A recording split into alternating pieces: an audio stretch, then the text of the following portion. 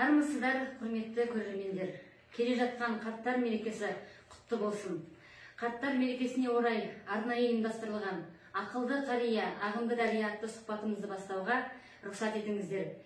Бүгінгі сұхбатымыздың қонағы Еркіншілік ауылдық мәдениет үйінің Ақжаулықты әжелер ансамблінің беделді қатысушысы аяулы әжеміз Нәжім Гүлнәр. Қош келдіңіз, әже. Қош көрдік. Келе жатқан қарттар мерекесімен шын жүректен құттықтаймын. Сізге денсаулық тілеймін. Ең алғашқы сұрағым, өзіңіздің өмірбаяныңызбен қысқаша таныса кетсеңіз. Мен Моңғол Халық Республикасы Байын-Өлгей аймағында дүниеге келдім. Мен көпбалалы отбасында тәрбиеленіп өстім. Әке-шешеміз өте ауылға сыйлы, беделді адамдар болды. Анам ауылдың ісін тігетін, керемет істі ауылға әйгілі қолөнер шебер еді. Шеше көрген том пішер деп сол кісінің тәрбиесінен алған өнерден іс тігу, тоқыма тоқу өзіме серік еттім. Кішкентайымнан өлең айттық. Солай тәрбиеленіп өстік. Өнерге әуес болдыңыз? Өнерге де әуес болдық. Әсіресе мынау шешемізден ою-оюды, әсіресе тігін тігуді өзіне қол өнерін мұра етіп өзім қабылдап алдым. Енді 1991 жылы біз осы атамекеніміз Қазақстан Республикасына көшіп келдік. Ол кезде кішкентай жалғыз ғана баламыз бар еді. Осы жаққа келгеннен кейін 4-5 балалы болдым. Қазіргі жағдайда сол балаларымызды тәрбиелеп, ұлымызды дияға, қызымызды дияға қондырдық. Қысқаша айтқанда осылай өміріміз жалғасып отыр. Жақсы. Енді осы жасқа келгенше қиындықты да, қуанышты да қатар көрген шығарсыз. Жалпы өзіңіздің қуаныштарыңыз көп болған шығар енді. Балалық шағыңыз қалай өтті? Жалпы қандай армандарыңыз болды? Сонымен бөлісе кетсеңіз. Менің енді адам болғаннан кейін өмірдің ыстығы, суығы бәрі қатар жүреді ғой. Жақсы, жаманы дегендей, ағы мен қарасы дегендей. Бірде қиналып, жоқ болып, жетіспеушілікті көрсең, бірде соның барлығын жеңіп, бірді бірге құрап дегендей, еш нәрсені білдіртпей балаларымызды өсірдік. Адамның арманы осы балалардың үй болып, семья құрғаннан кейін, отау құрғаннан кейін, соның ішінде өскен балаларыңды қатарынан қалдырмай, ер жеткізіп, өз-өзінің теңіне тұрмысқа беріп, ұлды үйлендіріп, қызы тұрмысқа беріп, басты міндетіміз осы ғой деп ойлаймын. Сол армандарыма мен жеттім бе деген ойым бар. 2 келін түсірдім, 2 қызымды тұрмысқа бердім. Қысқаша айтқанда енді осы армандарым көбіне орындалып жатыр дейсіз арманым. Қазіргі таңда неше немере сүйіп отырсыз? Аллаға шүкір деп айтайын, 2 немерем бар, 4 жиенім бар. Жақсы. Енді бұрынғы әжелеріміз жалпы бесік жырын, салт дәстүрді жаңағы келініне, қыздарына өсиет етіп айтып отыратын. Қазіргі таңда сондай әжелеріміз аз сияқты. Осының себебі неде деп ойлайсыз? Енді бұрынғы заман менен қазіргі заманның арасы жер мен көктей деп айтсам, артық айтқандық емес қой.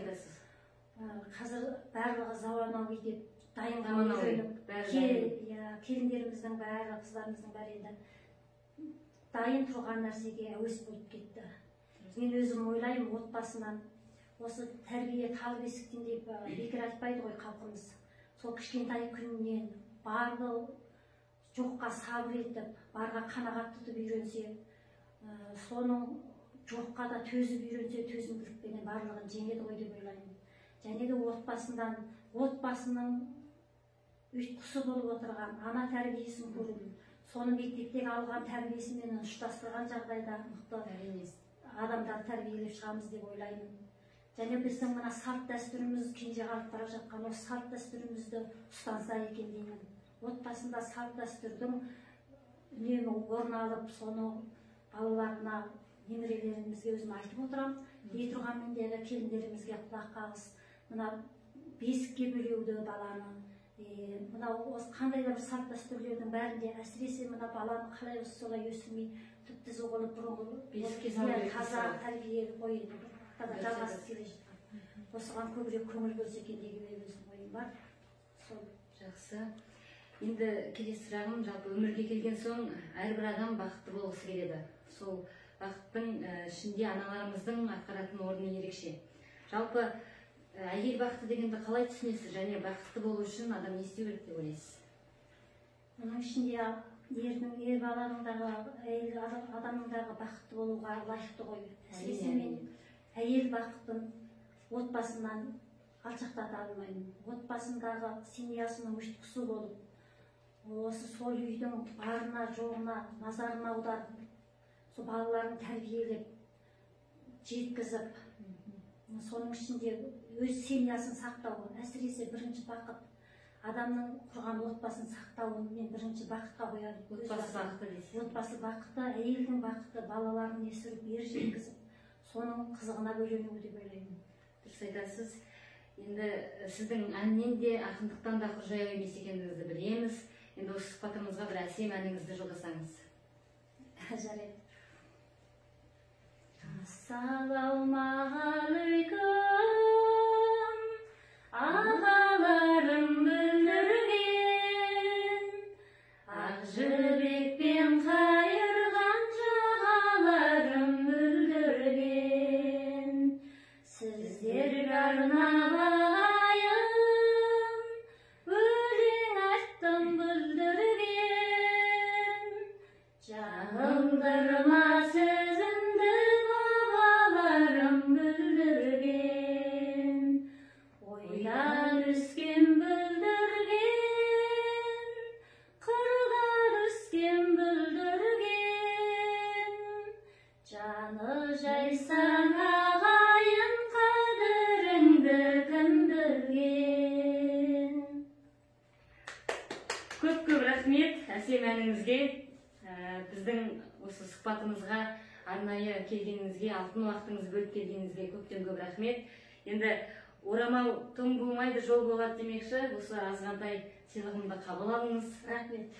Келе жатқан хаттар мерекесі тағы да Рахмет. рахмет, әмин айтқаныңыз келсін. Келе жатқан хаттардың тағы да құтты болсын, сізге денсаулық тілеймін. Осымен қарттар мерекесіне арнайы ұйымдастырылған ақылды қария, ағынды дария атты сұхбатымыз аяқталды. Келесі кездескенше аман, сау болыңыздар.